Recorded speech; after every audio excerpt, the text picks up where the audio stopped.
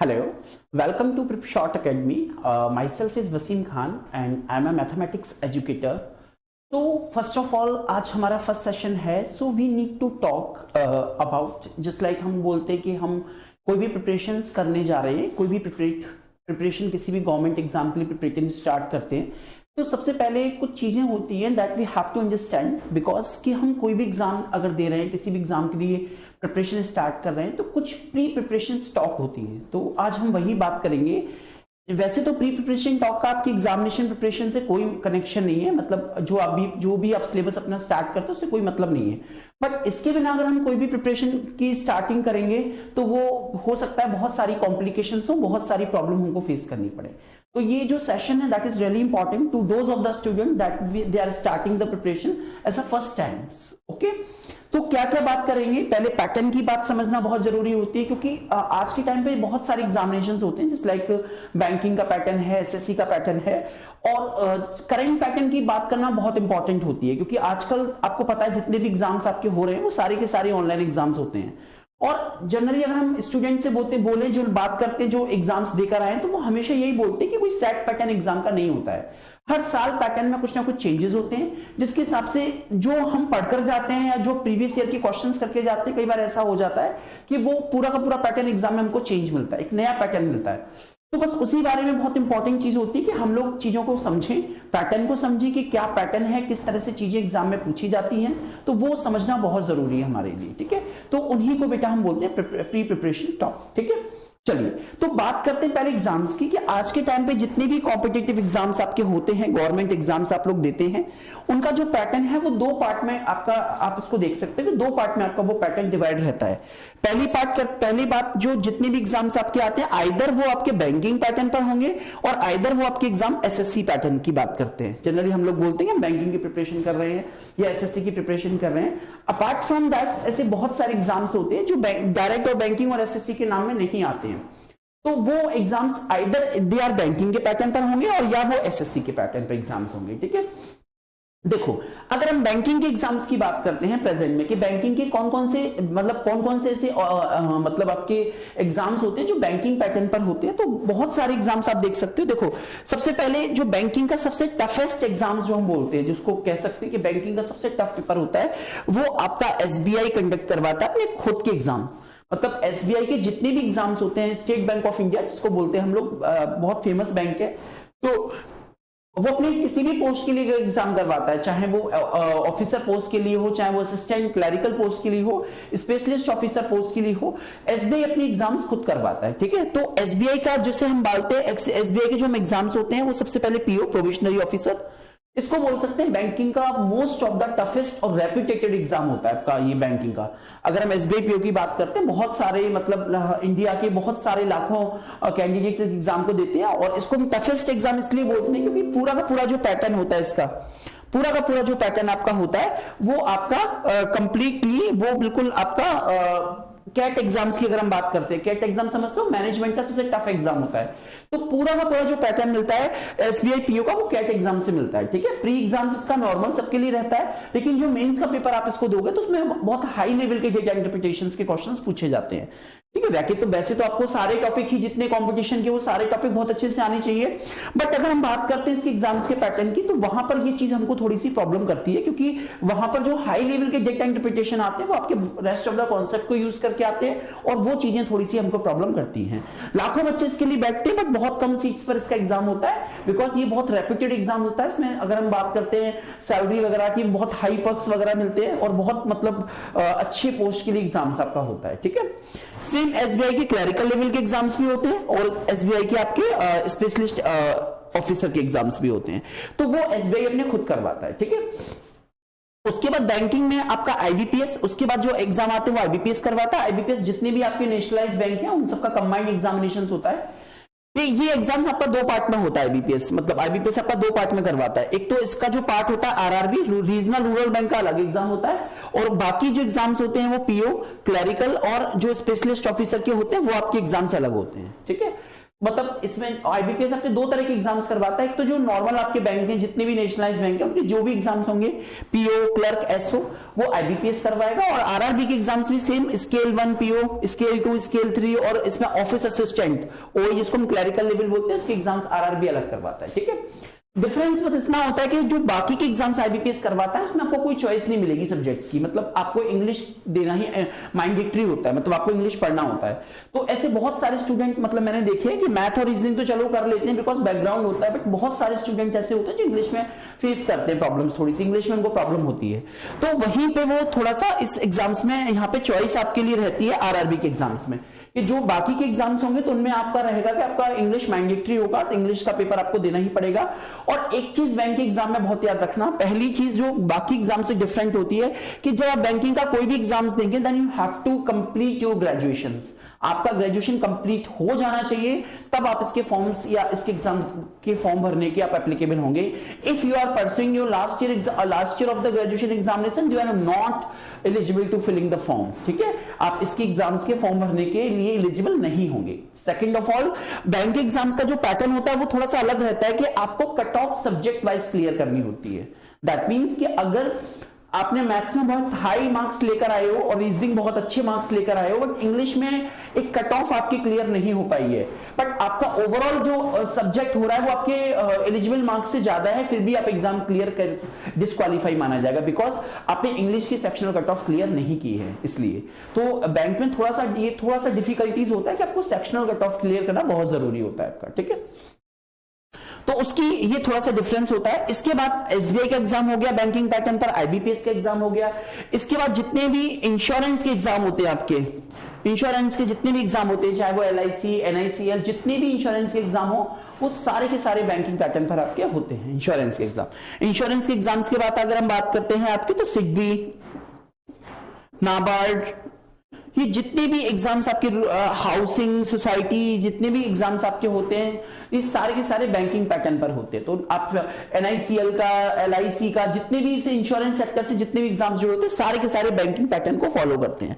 मतलब बैंकिंग के जो सब्जेक्ट्स होते हैं, जैसे प्री एग्जाम्स में आपका रीजनिंग है, मैथमेटिक्स है, क्वांट जिसको बोलते हैं क्वांटिटेटिव एप्टीट्यूड इंग्लिश, तो ये सारे के सारे पैटर्न सारे एग्जाम्स के लिए सेम रहेंगे। तो आप अभी हम मैथमेटिक्स के पैटर्न की बात करेंगे। हम ऐसे मैथमेटिक्स का पूरा सिलेबस हम ऐसे समझेंगे कि ऐसे बहुत सारे स्टूडेंट होते हैं जो आइदर बैंकिंग के लिए प्रिपरेशन कर रहे होते हैं, आइदर एसएससी के लिए प्रिपरेशन कर रहे होते हैं, और बहुत सारे स्टूडेंट ऐसे भी होते हैं जो दोनों एग्जाम्स के एक साथ प्रिपरेशन कर रहे होते हैं। मतलब उन्हें बैंकिंग का एग्जाम भी देना है, उन्हें एसएससी का भी एग्जाम देना है।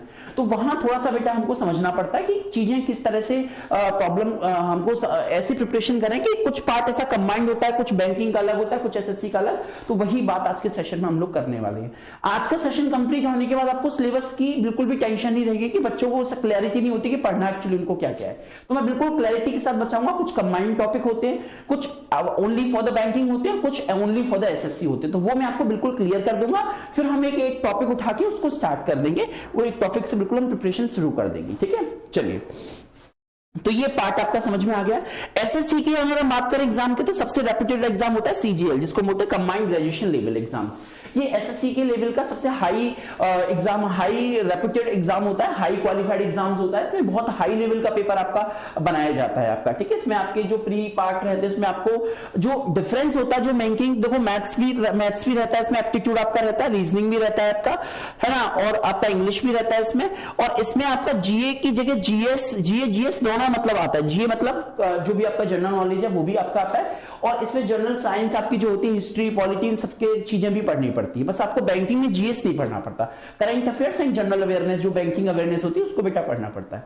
यहाँ पे जो बैंकिंग में पार्ट आता है, जीए बीए का पार्ट आता है, जीए एंड बीए का पार्ट आता है। तो ये पार्ट आप यहाँ पे कंप्लीट कर लेते हो। बट अगर हम बात करते हैं सीजीएल के एग्जाम्स की, तो वहां पे जीए जीएस का पार्ट आता है, करंट अफेयर्स, और प्लस आपकी जो जनरल साइंस होती है, वो सारे के सारे पार्ट आपके इसमें पूछे जाते हैं। ठीक है, तो ये आपका जो पैटर्न रहता है वो एग्जाम्स का इस तरह से पैटर्न रहता है। इसके बाद इसमें सीजीएल के बाद आपका 12th लेवल पर होता है सीपीओ है ना, एलडीसी है, ठीक है, 10th लेवल पर एमटीएस है, मल्टीटास्किंग, है ना, जितने भी एसआई सी, मतलब जितने भी पुलिस वगैरह के जितने भी एग्जाम्स होते हैं, और स्टेट लेवल जितने एग्जाम्स होते हैं, वो सारा का सारा एग्जाम्स आपका एसएससी पैटर्न पर होता है। जितने भी स्टेट लेवल पे एग्जाम्स होते हैं, हर स्टेट में अलग अलग एग्जाम्स होते हैं, या जो भी आपकी पुलिस लेवल के जितने भी एग्जाम्स होते हैं, या जो भी मतलब कांस्टेबल वगैरह के जितने भी एग्जाम्स होते हैं वो सारे के सारे एसएससी पैटर्न को फॉलो करते हैं। तो ये बस आज के टाइम पर ये जितने भी कॉम्पिटिटिव एग्जाम्स होते हैं वो दो पार्ट में आपके डिवाइड हो गए हैं, एक तो बैंकिंग का पैटर्न रहता है और एक आपका एसएससी का पैटर्न रहता है। तो ये एक छोटा सा इंट्रोडक्शन था एग्जाम को समझने के लिए। अब आप समझ लो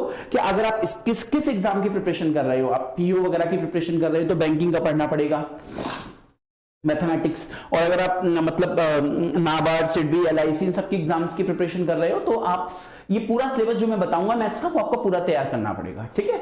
एसएससी का अगर आप पूरा सिलेबस तैयार कर ले तो इन एग्जाम्स के देने के लायक हो जाओगे, ये एग्जाम्स के एलिजिबल हो जाओगे, ठीक है।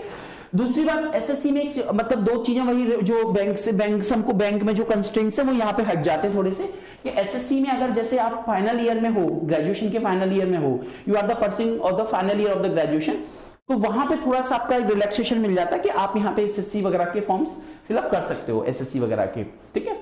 दूसरी बात आपकी यहाँ पे ये रहेगी अच्छी कि फॉर एग्जाम्पल जैसे कि आपका फॉर एग्जाम्पल जैसे कि आपका यहाँ पे cut off, sectional cut off का इतना मतलब वो प्रॉब्लम नहीं है कि जैसे अगर आप सबको सारे एग्जाम मतलब सारे जो आपके सेक्शन है उन सबका जो टोटल मार्किंग है वो आपका अगर जनरल कट ऑफ को क्लियर कर जाता तो यू आर एलिजिबल, वहां पे सेक्शनल कट ऑफ का इतना टेंशन नहीं रहता, तो यहाँ पे थोड़ा सा रिलैक्सेशन हमको एसएससी में मिल जाता है बस, ठीक है। तो आई थिंक आपको बहुत अच्छे से क्लैरिटी हो गई होगी कि बैंकिंग के पैटर्न पर कौन कौन से एग्जाम्स होते हैं और एसएससी के पैटर्न पर कौन कौन से एग्जाम्स होते हैं, ठीक है। अब हम बात करेंगे अपने सब्जेक्ट की सिलेबस की। तो as you know that very well, I will teach you the mathematics, the quant part of your both of the examination. तो सबसे इंपॉर्टेंट होता है कि यहाँ पे सिलेबस को जानना कि आपका सिलेबस क्या है, क्या पैटर्न बैंकिंग में सेट होता है, क्या पैटर्न एसएससी में पैटर्न सेट होता है, और उसी हिसाब से हम आपको एक सिरे से स्टार्ट करेंगे और धीरे धीरे सारे टॉपिक को कवर अप करेंगे, क्वेश्चंस करेंगे, प्रैक्टिस करेंगे, वर्कशीट्स की बात करेंगे, ठीक है। क्योंकि आजकल का जो एग्जाम्स आप चाहे बैंकिंग के लिए प्रिपरेशन कर रहे हो चाहे एसएससी के लिए, सबसे इंपॉर्टेंट होता है कि एक तो क्लैरिटी बहुत जरूरी होती है। आप छोटे से छोटे सब्जेक्ट्स को भी अगर पढ़ रहे हो और अगर बेटा आपने चीजों को रटना शुरू कर दिया समझने के बजाय, तो आप लिख के रख लीजिए, आप एग्जाम कभी भी क्लियर नहीं कर पाएंगे। क्योंकि बैंकिंग या एसएससी या कोई भी गवर्नमेंट एग्जाम्स के आप क्वेश्चन पेपर उठा के देख लीजिए, कोई भी क्वेश्चन सिंगल कॉन्सेप्ट से पूछा ही नहीं जाता है। मतलब कहीं ना कहीं उस कॉन्सेप्ट में 2 या 3 कॉन्सेप्ट ऑलरेडी लग रहे होते हैं। तो यहां पर एक चीज बहुत इंपॉर्टेंट हो जाती है कि हम जब कोई भी एग्जाम की तैयारी करते हैं, कोई भी एग्जाम की प्रिपरेशन करते हैं, तो वो बहुत इंपॉर्टेंट होता है कि हम सबसे इंपॉर्टेंट उसमें चीजों को बहुत अच्छे से समझें। क्लैरिटी, क्रिस्टल क्लियर कॉन्सेप्ट हमारे होने चाहिए। कब कौन सा कॉन्सेप्ट किस क्वेश्चन में आ जाए वो हमें नहीं पता होता, तो वो बहुत इंपॉर्टेंट होता है हमारे लिए, ठीक है। तो इस बात का थोड़ा सा हमको ध्यान रखते हुए मतलब देखना है कि चीजों को किस तरह से हमें शुरुआत करनी है, चीजों को किस तरह से हमको स्टार्ट करना होता है। Are you getting my point? Okay, चलिए, तो ये आपका पार्ट हो गया, ठीक है, ये आपका कंप्लीट पार्ट हो गया यहां से, ठीक है।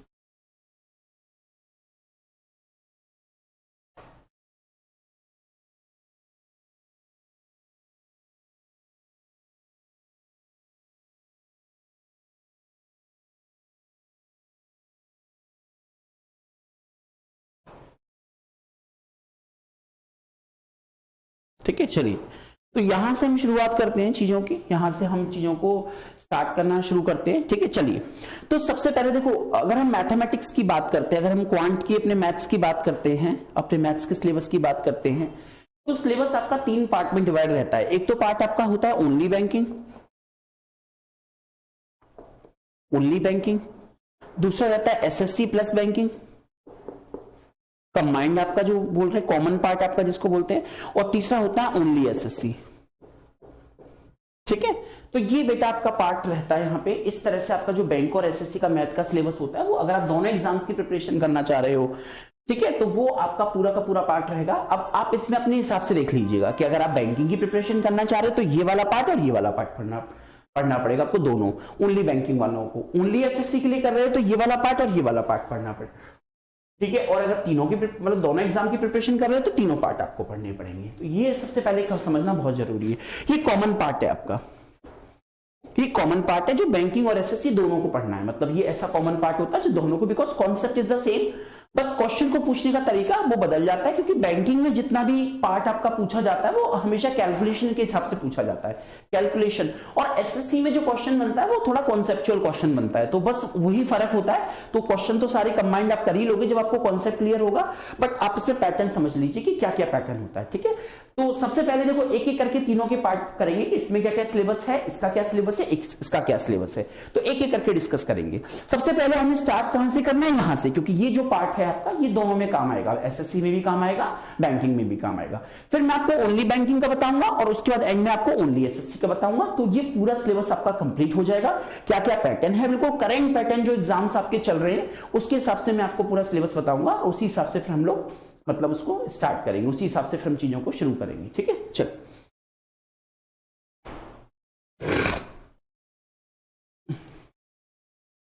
तो पहले बात करते हैं कॉमन पार्ट की कि what is the common, that is based on the banking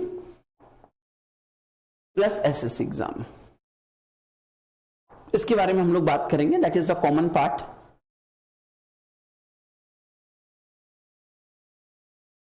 that is the common part of banking and SSC, उसके बारे में बात करेंगे हम, ठीक ठीक है। बैंकिंग और एसएससी की बात करेंगे हम यहाँ पे कि क्या क्या कॉमन पार्ट आपका यहाँ पे पूछा जाता है। देखो सबसे पहला जो पार्ट हमको जो स्टार्ट करेंगे आज के टॉपिक में, आज के सेशन में हम लोग स्टार्ट करेंगे, देखते हैं बेसिक न्यूमेरेसी। बेसिक न्यूमेरेसी की बात हम लोग यहाँ पे करेंगे। बेसिक न्यूमेरेसी जिसको हम आप सिंपल लैंग्वेज में सिंप्लीफिकेशन भी बोलते हैं, सिंप्लीफिकेशंस भी बोलते हैं, ठीक है। यहां से शुरुआत करने का मेरा रीजन क्या है कि बेसिक न्यूमेरेसी, बेसिक कैलकुलेशन जो हम करते हैं, जो हम बेसिक चीजों की बात करते हैं वो बहुत जरूरी होता है। मतलब जनरली आप कोई भी टॉपिक करो, आप चाहे बैंकिंग की बात करो, बैंकिंग के पैटर्न की बात करो, एसएससी के पैटर्न की बात करो, अगर आपकी बेसिक कैलकुलेशन ठीक नहीं है, आप बेसिक चीजों में भी फंस जाते हैं। जनरली आप लोग अभी तक अपना एकेडमी पढ़कर आए हैं, तो एकेडमी में हर चीज को बहुत डिस्क्रिप्शन में देने की आदत होती है स्टूडेंट्स को, बिकॉज एक बहुत टाइम हम स्पेंड करते हैं अपनी, तो वहां पे पूरा पेपर सॉल्व करने की हमको बात वहां पे की जाती है, तो वहां बहुत टाइम हमको वेस्ट करना हो जाता है। तो उस कैलकुलेशन से हम लोग कैसे बचे उसकी बात हम लोग यहाँ पे करेंगे। पहली बात तो पहली बात आपकी बेसिक न्यूमेरेसी सिंप्लीफिकेशंस की बात करेंगे। क्या क्या इसमें पढ़ना है आपको, पूरा न्यूमेरिकल पार्ट जितना भी बेसिक कैलकुलेशन होता है, स्क्वायर कैसे करते हैं, स्क्वायर रूट कैसे करते हैं, क्यूब रूट, क्यूब कैसे करते हैं, और बॉडमास के रूल्स कैसे लगाते हैं, एक्सप्रेशन को सॉल्व कैसे करते हैं, और कुछ एक्सपोनेंट्स पावर की बात करेंगे, और बहुत सारे क्वेश्चंस करेंगे उसके हम इस वाले पार्ट में, ठीक है। तो वो बहुत इंपॉर्टेंट होता है हम लोग के लिए कि किस तरह से चीजों को हमें अटेंड करना है, ठीक है, पहली बात। ओके दूसरी बात, इस पार्ट के बाद हम लोग बिल्कुल श्योर हो जाते हैं कि चीजें अब हम स्टार्ट कर सकते हैं अपनी बाकी की प्रिपरेशन, क्योंकि यहां पे जो चीजें सीखेंगे वो बाकी हर चैप्टर्स में आपकी यूज होंगी। स्क्वायर आपको ऑलमोस्ट हर चैप्टर में करना पड़ता है, स्क्वायर है, क्यूब रूट है, ये सब चीजें हर चैप्टर में करनी पड़ती है, और एक्सप्रेशन को सॉल्व करना भी हमको आना चाहिए बहुत अच्छे से, क्योंकि बहुत सारे स्टूडेंट को भी कंफ्यूजन होते हैं चीजों को क्रिएट करने में। जैसे कोई भी कॉन्सेप्ट अगर क्रिएट कर रहे हैं या कोई भी चीज हम क्रिएट कर रहे हैं, तो वहां पे बहुत सारे हम लोग को कंफ्यूजन होते हैं, तो उन कंफ्यूजन की बात जनरली हम लोग करते हैं। तो वो कंफ्यूजन्स अगर जब तक माइंड में बने रहेंगे, वो कंफ्यूजन जब तक हमारे क्लियर नहीं होंगे, तब तक कहीं ना कहीं वो चीजें हमको प्रॉब्लम करेंगी ही करेंगी। ओके तो उस हिसाब से फिर हम लोग उन चीजों की बात हम यहाँ पे करेंगे कि किस तरह से उन चीजों को हम लोग हैंडल कर सकते हैं, किस तरह से उन चीजों को हम लोग सिंप्लीफाई कर सकते हैं। तो वो सारी की सारी बातें हम लोग इस सेशन में करेंगे, आज के सेशन में, ठीक है। करीब करीब इसमें काफी सारी चीजें हमें सॉल्व करने के 2-3 सेशन या 3-4 सेशन में एक टॉपिक आपका कंप्लीट होगा, देन फिर हम आगे मूव करेंगे। अब आगे का बेटा जो सिलेबस है हम लोग उसको रैंडमली पढ़ते हैं। जनरली मैं स्टूडेंट्स को देखता हूं कि वो ये एक गलती बहुत ज्यादा करते हैं कि कोई भी टॉपिक रैंडमली उठा लिया, उसको तैयार कर लिया, उसमें हमने पूरा टाइम वेस्ट कर दिया, फिर दूसरा टॉपिक उठा लिया। तो इस हिसाब से बेटा काफी सारी चीजें हमारे साथ मतलब हो जाती हैं, काफी सारी चीजें हम लोग गलत कर देते हैं। तो उन चीजों से हमें जनरली बचना चाहिए कि हम किस तरह से उन चीजों को सॉल्व करें, किस तरह से उन चीजों की बात करें, ताकि वो चीजें हमारी इजीली आराम से हो जाए, उन चीजों को हम अच्छे से कर पाए। तो यहाँ पे वो समझना बहुत जरूरी है कि हम किस तरह से चीजों को यहाँ पे करना चाहते हैं, तो वो बहुत जरूरी होता है, ठीक है। अब देखो प्रॉब्लम क्या होती है जनरली कि अगर जब हम कोई भी रैंडम टॉपिक उठा लेते हैं, तो उसमें होता है कि जैसे मान लो आपने एक टॉपिक उठाया परसेंटेज आज, क्योंकि सबसे इंपॉर्टेंट टॉपिक होता है, तो बच्चा परसेंटेज पढ़ता है, पूरा मेहनत करता है, कॉन्सेप्ट क्लियर करता है, क्वेश्चंस करता है, और उसके प्रीवियस ईयर के क्वेश्चन करके तैयार कर लेता है। अब अगर अगला टॉपिक उठाने में आपने चूज करने में गलती कर दी, गलती का मतलब क्या होता है कि आपने कोई ऐसा टॉपिक उठा लिया जहां पे परसेंटेज का कोई मतलब ही नहीं है, यहाँ पे परसेंटेज का कॉन्सेप्ट ही यूज नहीं हो रहा है। तो फिर क्या होगा, जो आपने परसेंटेज में पढ़ा, जो आपने परसेंटेज में कंटिन्यू करा और जो उसके बाद कंटिन्यू करा आपने, तो वो क्या हो जाता है, ऑलमोस्ट आपका पूरा का पूरा पार्ट बेकार हो जाता है। अब ना तो आप परसेंटेज के रहते हो और ना ही उस चैप्टर के रहते हो जो आपने स्टार्ट कर लिया। लेकिन अगर आप परसेंटेज के बाद कोई ऐसा चैप्टर यूज कर लेते हो जिसमें उस चैप्टर की रैंडमली चीजें यूज सीक्वेंस यूज हो रही हैं, तो फिर आपका वो भी क्लैरिटी रहेगा और उसको यूज करने की भी क्लैरिटी रहती है। तो मोस्ट ऑफ द स्टूडेंट यही गलती करते हैं सबसे ज्यादा, कि वो ऐसे रॉन्ग चैप्टर उठा लेते हैं जो कनेक्टिविटी नहीं होती पिछले चैप्टर की और नेक्स्ट चैप्टर की, तो वहां पे वो पूरी मेहनत दोनों चैप्टर पे की गई बेकार हो जाती है आपके लिए। तो मैंने क्या किया है, आपका जो सिलेबस है उसको इस तरह से डिजाइन किया है कि मैंने सारे सेम टॉपिक एक यूनिट बना के रखे हुए हैं। तो हम जब भी कोई टॉपिक स्टार्ट करेंगे तो वो यूनिट के हिसाब से करेंगे। फॉर एग्जांपल, जैसे मैंने आपका सबसे पहला यूनिट की हम लोग बात करेंगे, सबसे इंपॉर्टेंट यूनिट है आपकी यूनिट 1 की बेटा हम बात करेंगे आपकी। तो यूनिट 1 आपकी बहुत इंपॉर्टेंट है और ये सबसे बड़ी यूनिट भी कह सकते हो उसकी कॉमन पार्ट की, और इस यूनिट का नाम मैंने दिया है परसेंटेज। परसेंटेज, ठीक है, इसका जो बेसिक चैप्टर है उस यूनिट का नाम भी समझ सकते हो परसेंटेज। हम जैसे ही हमारा ये फर्स्ट चैप्टर सिंप्लीफिकेशन खत्म होगा, हम परसेंटेज पे अब मूव करेंगे और परसेंटेज पढ़ेंगे। ये बहुत बड़ा टॉपिक है और इसके जो कॉन्सेप्ट हम बिल्डअप करेंगे उससे हमारे लिए एक आसानी हो जाएगी कि इस यूनिट में मैंने जितने भी चैप्टर डाले हैं वो सारे के सारे चैप्टर आप इस यूनिट के बेसिक कॉन्सेप्ट से कर सकते हो। जैसे परसेंटेज के बाद मैं आपको 5 चैप्टर लिखवा देता हूं, 5 चैप्टर इस यूनिट में। सेकेंड चैप्टर आपका होगा profit and loss, profit and loss and loss की बात हम लोग यहां पे करते हैं। उसके बाद अगला बेटा टॉपिक जो आपका होता है that is discount. Next chapter आपका इसमें रहेगा सिंपल इंटरेस्ट, और इसके बाद अगला टॉपिक बेटा इसमें आ जाएगा कंपाउंड इंटरेस्ट।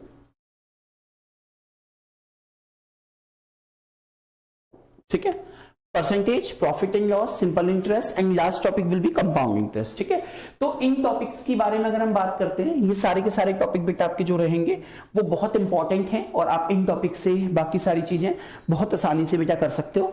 ये अब इसमें फायदा देखो क्या होगा, जैसे आपने परसेंटेज अच्छे से समझ लिया, परसेंटेज अच्छे से कर लिया आपने अगर, तो परसेंटेज के बाद जितने भी आपको ये टॉपिक दिख रहे हैं, इन सारे टॉपिक के लिए आपको पहली बात तो एक सिंगल भी फॉर्मूला याद करने की जरूरत नहीं है। देखो, फॉर्मूला वाला काम अब बेटा छोड़ दो आप लोग प्लीज, क्योंकि अब आप कंपटीशन के लिए आए हो। अगर आप अभी भी फॉर्मूले से आप करोगे तो एग्जाम में बेटा कभी भी सक्सेसफुल नहीं हो पाओगे, बिकॉज जब आप ऑनलाइन पेपर देते हो तो हर क्वेश्चन के लिए हमारा 30 से 40 सेकेंड्स बस आपको असाइन होता है हर क्वेश्चन के लिए, और आप खुद जानते हो कि अगर हम फॉर्मूला लगा के क्वेश्चन करते हैं तो वो आधा टाइम तो वो 2 मिनट तो फॉर्मूले लगाने में लग जाता है।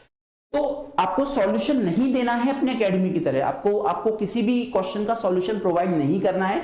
बस आपको एक छोटा सा काम करना है, वो ये क्या कि आप जब कोई भी बेटा एग्जाम्स कोई भी क्वेश्चन करते हो तो बस उसमें कोई भी ट्रिक या कोई भी ऐसा उसका मतलब शॉर्ट, वो जिसको आप शॉर्टकट वगैरह बोलते हो, वो लगा के आप क्वेश्चन सॉल्व कर पाओ। ठीक है, तो फॉर्मूला बेटा यूज नहीं करना, और कोई भी ऐसा शॉर्टकट नहीं होता कि हम डायरेक्ट किसी क्वेश्चन पर लगा दें। जब तक कॉन्सेप्ट क्लियर नहीं होंगे, शॉर्टकट बेटा आप एग्जाम में ऐसे याद नहीं रख सकते हो।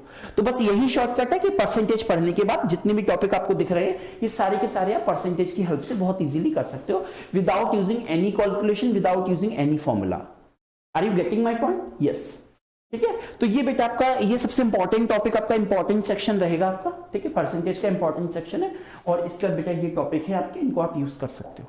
ठीक है, तो ये आपकी फर्स्ट यूनिट हो गई जो बैंकिंग एसएससी दोनों के लिए इंपॉर्टेंट है और सबसे बड़ी यूनिट है। तो ये 5 चैप्टर करने के बाद एक बहुत सारे क्वेश्चंस आप लोग सॉल्व करने के एलिजिबल हो जाओगे।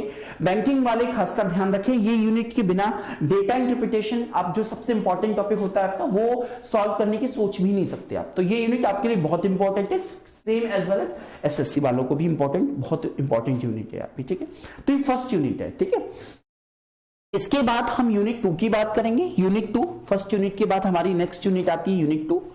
यूनिट 2 में हमने किन किन चैप्टर को डाला? तो यूनिट 2 बेटा आपकी होती है रेशियो एंड प्रपोर्शन की, आपकी रेशियो एंड प्रपोर्शन की,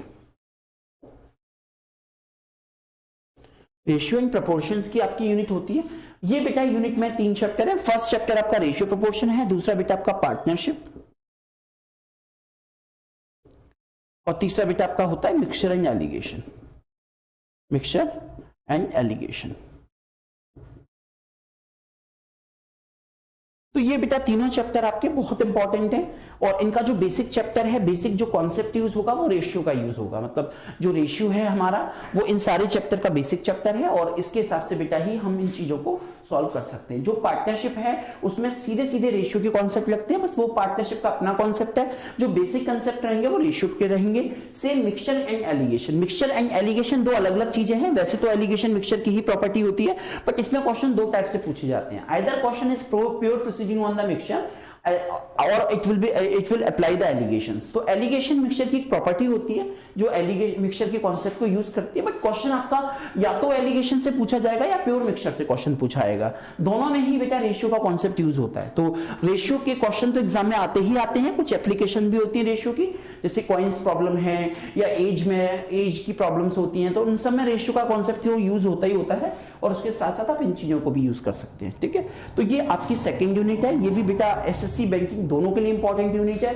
क्योंकि रेशियो के क्वेश्चन आप हर जगह देख लेते हो, चाहे डीआई के क्वेश्चन हो, चाहे आप एडवांस मैथमेटिक्स में चले जाओ, वहां भी रेशियो की बात होती है, ज्योमेट्री ट्रिग्नोमेट्री में हर जगह रेशियो की बात होती है। तो रेशियो पे काम करना बहुत अच्छे से हमको आना चाहिए और यूनिट्स पे किस तरह से काम करते हैं वो हम सब इस चीज में, इस चैप्टर में सीखेंगे। तो ये रही आपकी सेकंड यूनिट, तो बैंकिंग एसएससी दोनों को कंप्लीट करनी है। ठीक है, ओके।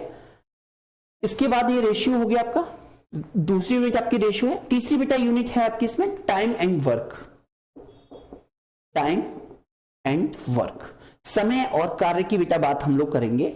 तो ये वैसे तो आप अपनी बुक वगैरह में देखोगे सिलेबस, अगर अपनी बुक वगैरह का सिलेबस वगैरह देखोगे आप, तो आपको बस एक यही चैप्टर दिखाई देगा टाइम एंड वर्क आपका। बट एक्चुअली क्या है कि इस चैप्टर में बहुत सारी चीजें हैं, बहुत सारी चीजें आपसे पूछी जाती है इस चैप्टर में। तो उस हिसाब से ध्यान रखना है कि अगर हम एक ही चैप्टर टाइम एंड वर्क पढ़ते हैं तो वो बहुत हौच पौच हो जाता है चीजों, मतलब एक ही चैप्टर अगर आप जनरली देखते हो तो बहुत हौच पौच हो जाती है सारी चीजें एक साथ पढ़ने में, मतलब स्टूडेंट को समझ में नहीं आता कि किस चीज पे क्या कॉन्सेप्ट अप्लाई करें। तो हमने क्या किया है, इस चैप्टर को 3 पार्ट में डिवाइड कर लिया है ताकि चीजें थोड़ी सी क्लियर बनी रहे हमको। तो पहला जो चैप्टर हम इसमें पढ़ेंगे टाइम एंड वर्क, उसमें सिर्फ हम डेज की और वर्क की बात करेंगे बस, और कुछ नहीं। मतलब कोई भी व्यक्ति है एबीसी इतने दिन में काम कर लेते हैं, तो उसी हिसाब से क्वेश्चंस को करेंगे डिफरेंट डिफरेंट कंडीशन के साथ। अब इसका जो अगला पार्ट मैंने स्प्लिट किया है that is work, wages and efficiency की बात हम लोग करते हैं। वर्क, वेजेस एंड इफिशियंसी की बात करते हैं, मतलब जो हमारा सेकंड पार्ट रहेगा, इसी का जो हमारा सेकंड पार्ट रहेगा वो वर्क, वेजेस एंड एफिशिएंसी की बात यहां पर हम करेंगे। ये टाइमिंग वर्क का ही अगला पार्ट है, मतलब है ये टाइमिंग वर्क पूरा, पर मैंने इसमें से इसको स्प्लिट कर दिया 2 पार्ट में अंडरस्टैंडिंग के लिए।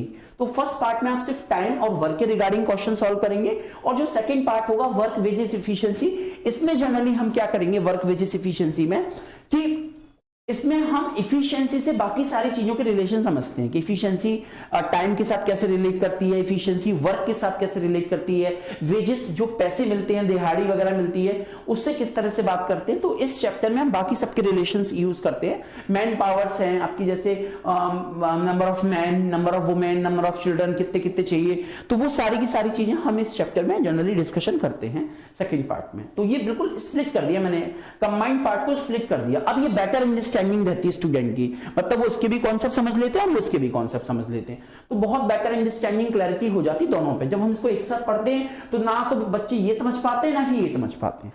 तो अब इफिशिएंसी, वैसे इनमें कॉमन चीज होती है इफिशिएंसी, इफिशिएंसी ही इसको रिलेट करती है, इफिशिएंसी ही इसको रिलेट करती है, but how to do the questions, तो वो बहुत इंपॉर्टेंट होता है। ठीक है, ठीक है, क्लैरिटी हो गई। तो ये स्प्लिट हो गया हमारा 2 पार्ट। ठीक है, और इसमें एक और पैटर्न रहता है that is pipe and cistern.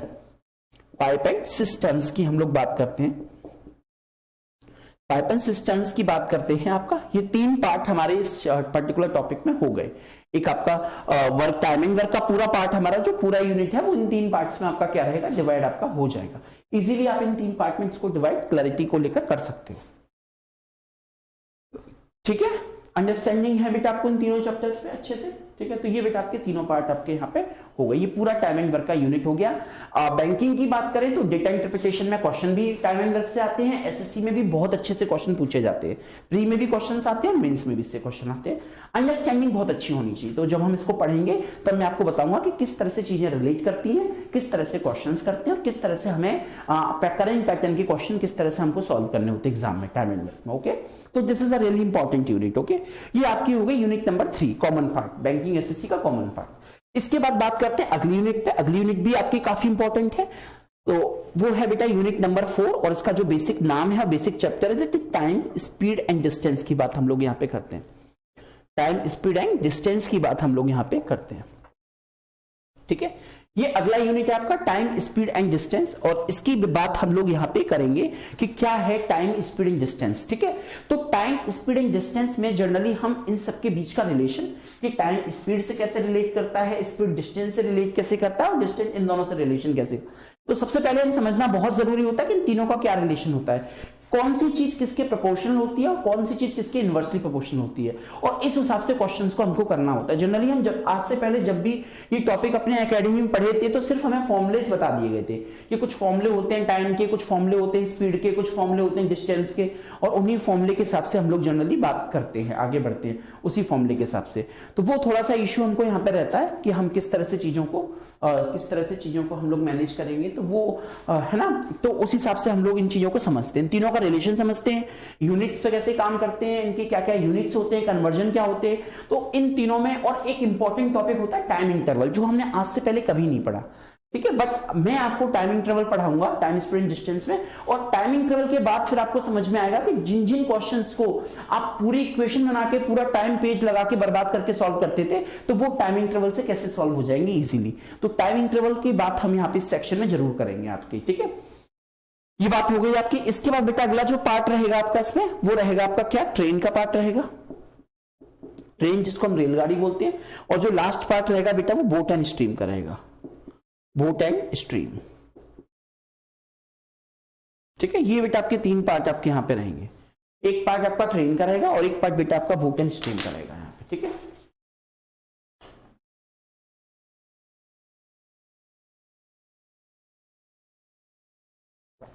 Okay, तो ये आपका हो गया, ये आपका हो गया 4th यूनिट, ठीक है।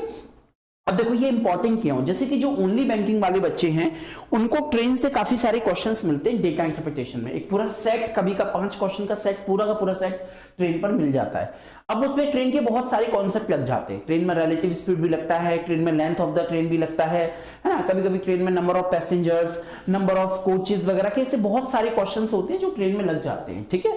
तो उन क्वेश्चंस पर डेटा इंटरप्रिटेशन के क्वेश्चंस आते हैं, और सेम यहाँ पे बोट एंड स्ट्रीम, नाव और धारा। अब देखो होता क्या है कि जब हम ये यूनिट पढ़ते तो सबसे पहले ये तीनों टॉपिक का रिलेशन बहुत अच्छे समझ में आना चाहिए। ट्रेन के अपने कुछ कॉन्सेप्ट होते हैं और बोट एंड स्ट्रीम के अपने कुछ कॉन्सेप्ट होते हैं, बट वो जो कॉन्सेप्ट होते हैं इन तीनों की जो बेसिक कॉन्सेप्ट होते हैं वो ट्रेन में भी अप्लाई होते हैं as well as boat and stream में भी अप्लाई होते हैं, ठीक है। तो उसी हिसाब से आप इसको अप्लाई कर सकते हो, उसी हिसाब से बेटा चीजें आपकी यहां पे लग जाती हैं, ठीक है, ठीक है। क्लियर है, आपको बहुत अच्छे से क्लैरिटी हो गई होगी चीजों की, ठीक है। Time speed and distance, train और बोट एंड स्ट्रीम की हम लोग बात करते हैं, ठीक है, ठीक है। चलिए अब इसके बाद एक छोटी सी यूनिट कह लीजिए या 2 चैप्टर का कॉम्बिनेशन कह लीजिए, that is average and age, average and age, average and age की बात हम लोग यहां पे करेंगे, ठीक है। एवरेज और एज की बातें बेटा हम लोग करेंगे। तो एवरेज और एज क्या होता है, it's a combination of the 2 chapters, ये 2 चैप्टर का बेटा कॉम्बिनेशन आपका होता है। एवरेज और एज की बात हम लोग जनरली करते हैं इसमें। तो एवरेज बेटा क्या होता है आपका, कि एवरेज आपका एक कॉन्सेप्ट होता है जहां पे हम चीजों को एवरेज से करना सीखते हैं, एवरेज निकालना सीखते हैं, मतलब, और उसी के साथ साथ जो एवरेज का कॉन्सेप्ट होता है उसी पर बेटा हम, मतलब एवरेज के साथ साथ आपने जनरली देखा होगा कि किसी के एज के जितने भी क्वेश्चंस आते हैं तो वो बेसिकली एज, एवरेज पर डिपेंड करते हैं, मतलब जितने भी एज के क्वेश्चंस आपके आते हैं वो आपके एवरेज पर डिपेंड करते हैं, ठीक है। एवरेज क्या होता है, जनरल चीजों का एवरेज निकालना कैसे सीखते हैं, तो उसी हिसाब से हम लोग एज के जो क्वेश्चंस होते हैं वो एवरेज के हिसाब से करते हैं। तो इसीलिए मैंने इन दोनों चैप्टर को एक साथ लिया हुआ है, ठीक है। कुछ क्वेश्चन इसमें कुछ कॉन्सेप्ट रेशियो के भी लगते हैं, but that is not a very, वो नहीं होता, दैट इज नॉट डिपेंडेबल, ठीक है। It's just a brief introduction of the ratio so that we have to understand the particular unit of the ratio in proportion. तो वहां पे बहुत अच्छे से पढ़ चुके होते हैं, but that is be used in the particular things average and age, but ये आपस में कनेक्टेड रहते हैं। तो कुछ हम यहाँ पे एवरेज निकालने के तरीके जो बचपन से सीखते हो, सम ऑफ द नंबर, उसमें नंबर ऑफ का डिवाइड कर देते हैं, तो वो सब चीजें बेटा थोड़ी सी हमको चेंज करनी है, और उसी हिसाब से हम लोग यहाँ पे बात करेंगे एवरेज और एज की, ठीक है। एवरेज के बाद हम तुरंत एज की बात करेंगे, तो एज जैसे भी एवरेज आपका सॉल्व होगा उसी हिसाब से हम लोग एज की बात यहाँ पे हम लोग कर लेंगे, ठीक है। क्लियर है बेटा अच्छे से? तो ये जो जितना भी पार्ट मैंने बताया है ये आपका कॉमन पार्ट है बैंकिंग और एसएससी दोनों का। मतलब अगर हम बैंकिंग और एसएससी की बात करते हैं तो ये आपका कॉमन पार्ट है जो हम दोनों में यूज करते हैं, ठीक है। That is the common part of banking and SSC. Is it clear? समझ में आया बेटा आपको अच्छे से आपको, ठीक है।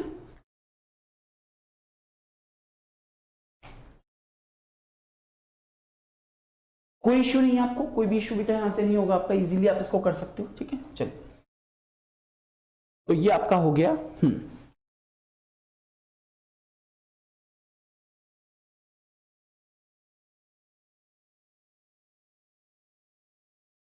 ठीक है, तो ये आपका कॉमन पार्ट हो गया बैंकिंग और एसएससी का, ठीक है। अब हम बात करेंगे, पहले हम ओनली बैंकिंग के टॉपिक की बात करेंगे कि ओनली बैंकिंग के टॉपिक कौन कौन से होते हैं।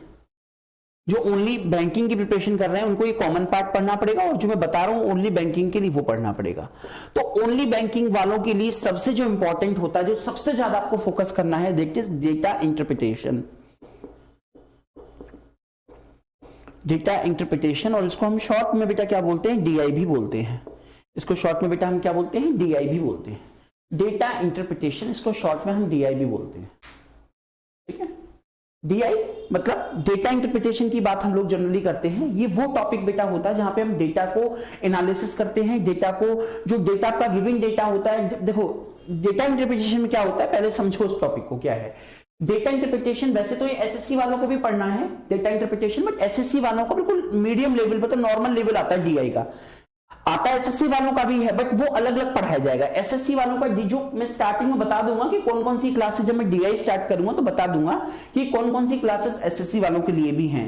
मतलब कंबाइंड पार्ट पढ़ेंगे डेटा इंटरप्रिटेशन, बट वो बेसिकली एक हफ्ते की क्लासेस एसएससी वाले भी कर लेंगे तो उनका काम हो जाएगा, ठीक है। यस, ठीक है। तो ये बैंकिंग का डीआई बिल्कुल अलग होता है, एसएससी का डीआई बिल्कुल अलग होता है।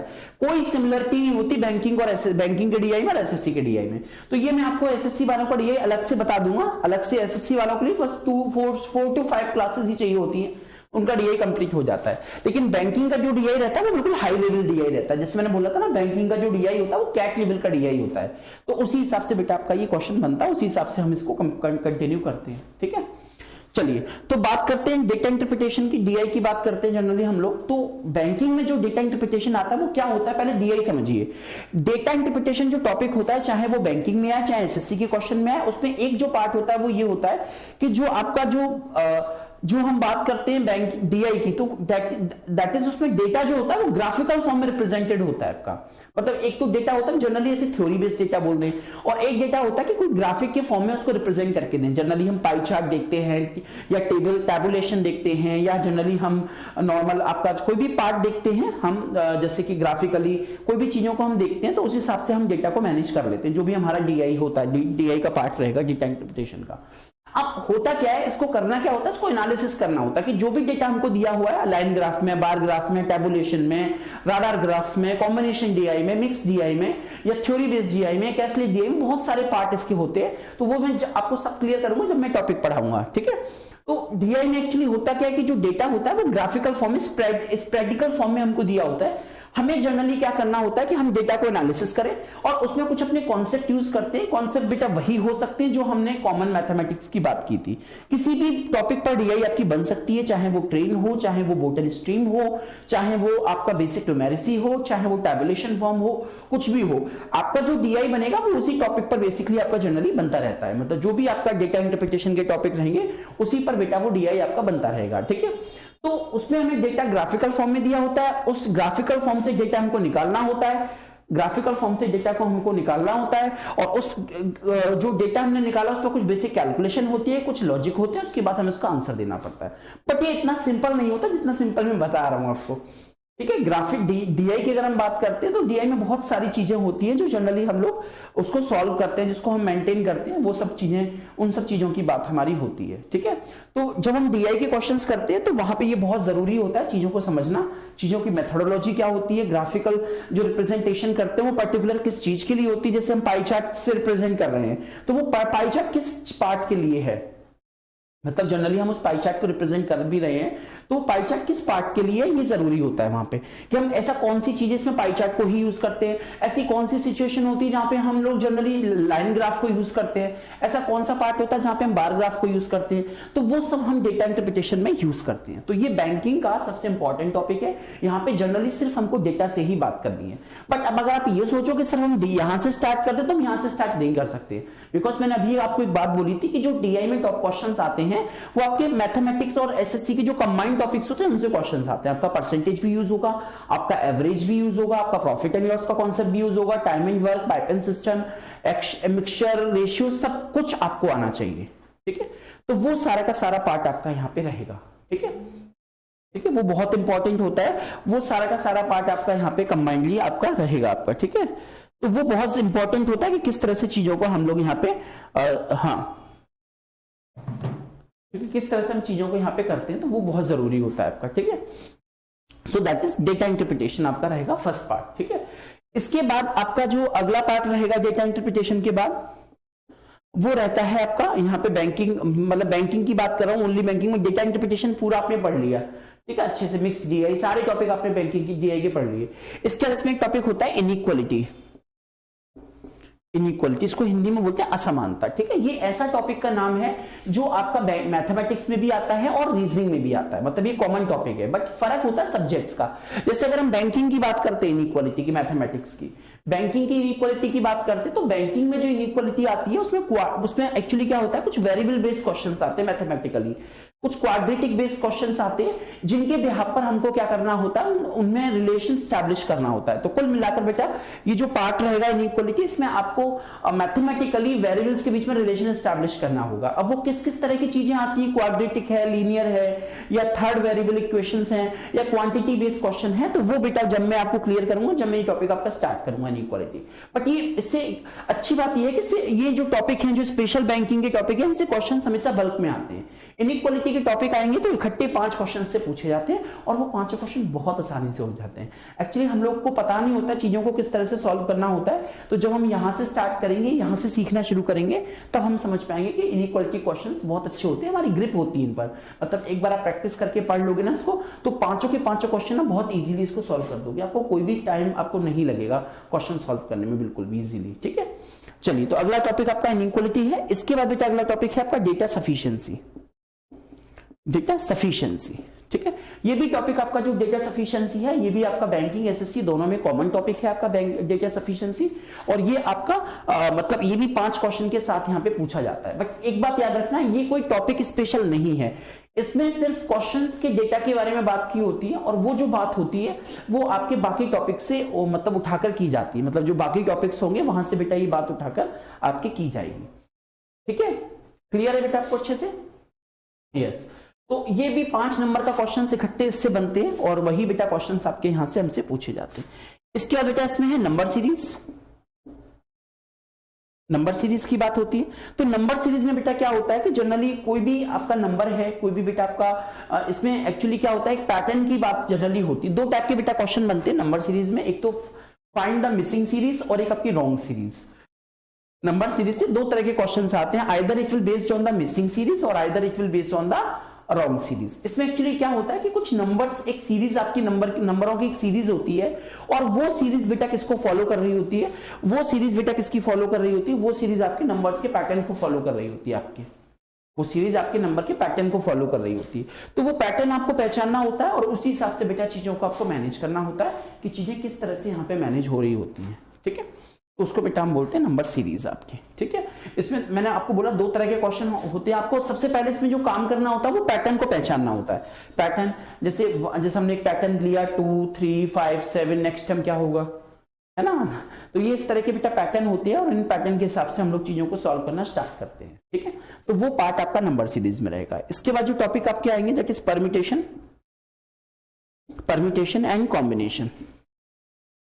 एंड कॉम्बिनेशन ठीक है। परम्यूटेशन एंड कॉम्बिनेशन बैंकिंग का बहुत इंपॉर्टेंट टॉपिक है। इंपॉर्टेंट इसलिए इससे शायद क्वेश्चन आए ना आए यूनिकली, बट ये जो पार्ट है वो डीआई में बेटा इससे क्वेश्चन जरूर पूछे जाते हैं। डीआई में जैसे आजकल एक डीआई का पार्ट होता है कैसलेट बेस्ड डीआई।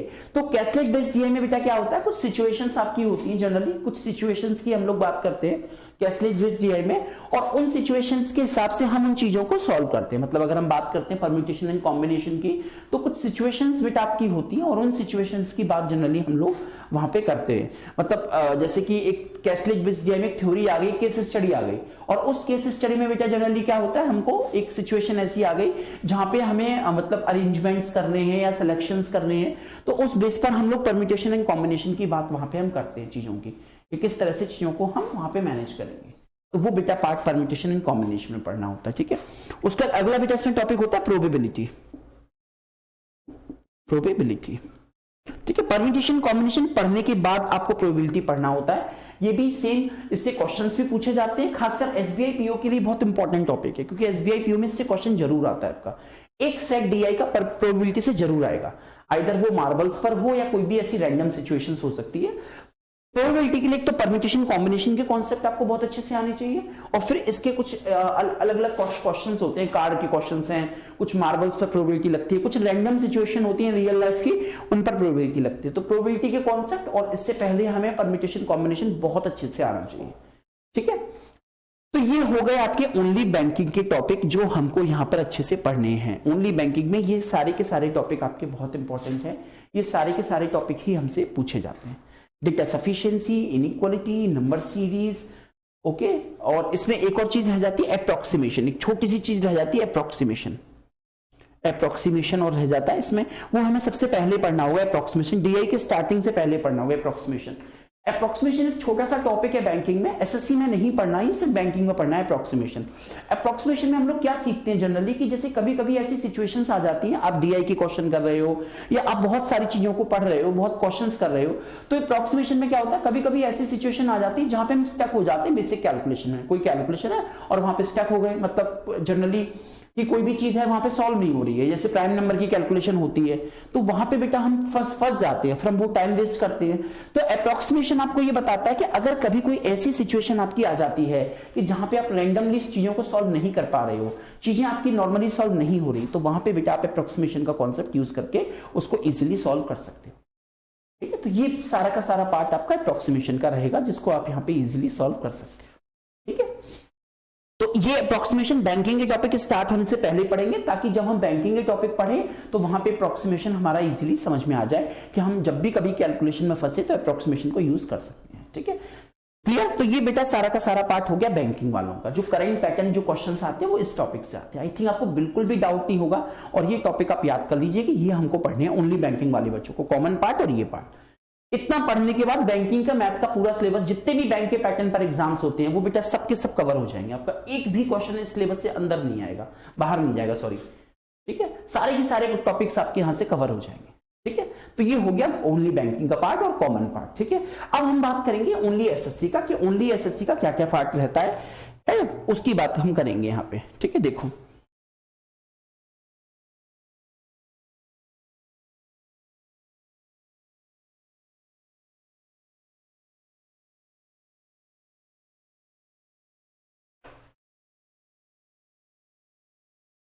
देखो अब हम बात करेंगे ओनली एसएससी की,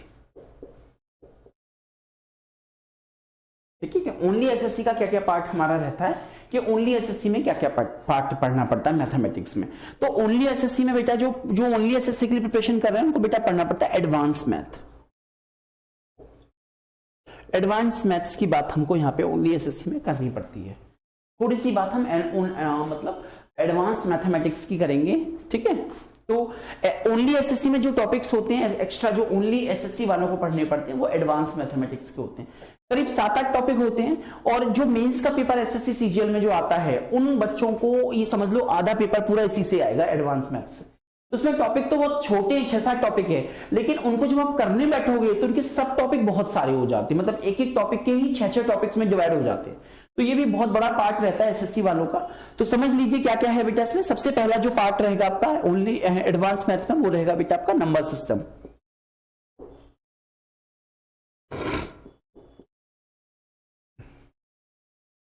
सबसे पहला बेटा जो पार्ट रहेगा एडवांस मैथमेटिक्स में, वो रहेगा आपका नंबर सिस्टम।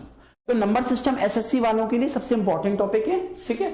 इससे छोटे छोटे क्वेश्चन बहुत सारे बन जाते हैं। इसमें बेटा ये चैप्टर दिखने को ही सिंपल सा दिख रहा है, पर इसमें ये चैप्टर बहुत बड़ा, इसमें 10 टॉपिक्स होते हैं जो हमको पढ़ने होते हैं। तो वो तब बताऊंगा जब मैं आपको ये चैप्टर स्टार्ट करूंगा नंबर सिस्टम। तो ये बहुत इंपॉर्टेंट है एसएससी वालों के लिए। उसमें हजारों चीजें हैं जो हमको पढ़नी है। सीरीज भी आ जाती है इसमें, है ना, और रिमाइंडर्स भी आ जाते हैं इसमें, जीरोस भी आ जाते हैं, है ना, रिकरिंग डिजिट भी आ जाती हैं, एपी जीपी सब कुछ बेटा हमें इसके अंदर पढ़ना होता है। तो ये बहुत इंपॉर्टेंट टॉपिक आपका होता है। नंबर सिस्टम क्या था, अगला टॉपिक इसी में स्टार्ट करेंगे, अलजेब्रा। अलजेब्रा भी आपका एसएससी के लिए बहुत इंपॉर्टेंट टॉपिक होता है, बट नंबर सिस्टम पढ़ने के तुरंत बाद हम अलजेब्रा स्टार्ट करेंगे। क्यों? क्योंकि जितने भी टॉपिक्स हैं नंबर सिस्टम के, वो ऑलमोस्ट अलजेब्रा में अप्लाई हो जाते हैं। क्योंकि एक्चुअली दो ही चीजें होती हैं, या तो कांस्टेंट या वेरिएबल्स।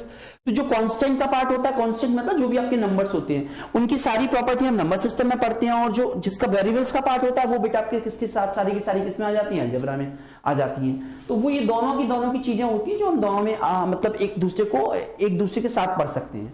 तो नंबर सिस्टम खत्म होने के बाद तुरंत हम वेरिएबल्स की चीजें शुरू करेंगे, और वो पूरा का पूरा पार्ट आपका किसका रहता है, वो पूरा का पूरा पार्ट आपका अलजेब्रा का, ठीक है। इसके बाद हम शुरू करेंगे इसमें मेंसुरेशन, ठीक है। मेंसुरेशन की बात अगर हम एसएससी में करें तो ये काफी बड़ा पार्ट मेंसुरेशन हो जाता है एसएससी का, ठीक है। एसएससी का जो मेंसुरेशन है वो 2 पार्ट में कैटेगराइज है। एक तो ये होता है 2 डायमेंशन, और एक आपका ये होता है 3 डायमेंशन, ठीक है। आपका जो एसएससी का मेंसुरेशन है वो 2 पार्ट में कैटेगराइज है, एक 2 डायमेंशन और एक 3 डायमेंशन, ठीक है। और दोनों से ही बहुत अच्छे क्वेश्चंस हमारे बनते हैं।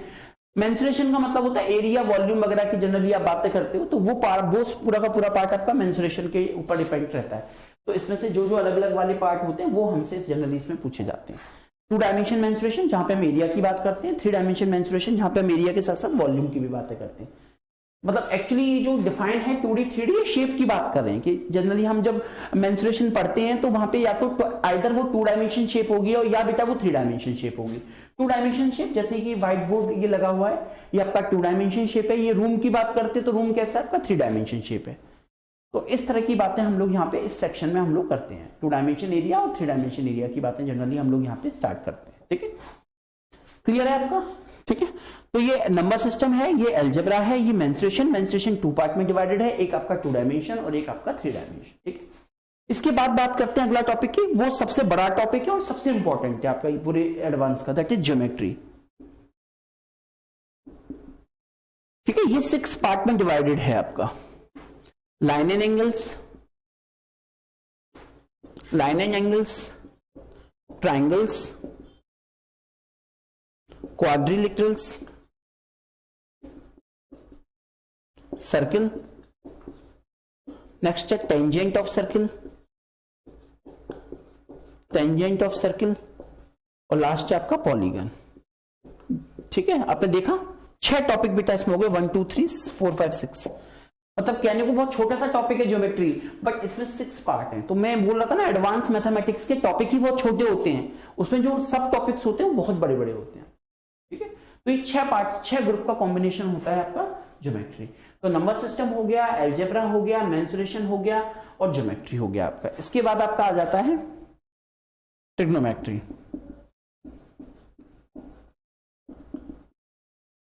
अगला पार्ट आपका आ जाता है ट्रिग्नोमेट्री।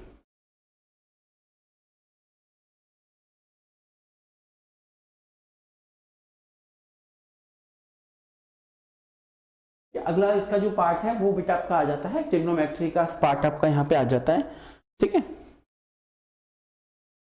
ठीक है। ट्रिग्नोमेट्री में आपकी जो आइडेंटिटीज वगैरह होती हैं, जैसे अगर हम जनरली आइडेंटिटी वगैरह की बात करें ट्रिग्नोमेट्री कुछ आइडेंटिटी होती है, sine theta plus cos theta, sine square theta, उनकी प्रॉपर्टी बेसिक्स है ना, साइन कॉस टेन कैसे बनते हैं, थीटा की प्रॉपर्टीज क्या होती हैं, ठीक है, acute angle triangles, right angle triangles, उनके एक्यूट एंगल, कॉम्प्लीमेंट्री एंगल्स है ना, मैक्सिमम मिनिमम, ये सब बेटा इसमें आ जाता है ट्रिग्नोमेट्री में।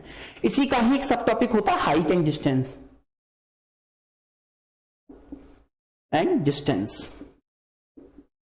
ठीक है, वो ट्रिग्नोमेट्री का ही पार्ट बन जाता है। ट्रिग्नोमेट्री करने के बाद ही आप इस टॉपिक को कवर कर सकते हैं, हाइट एंड डिस्टेंस को।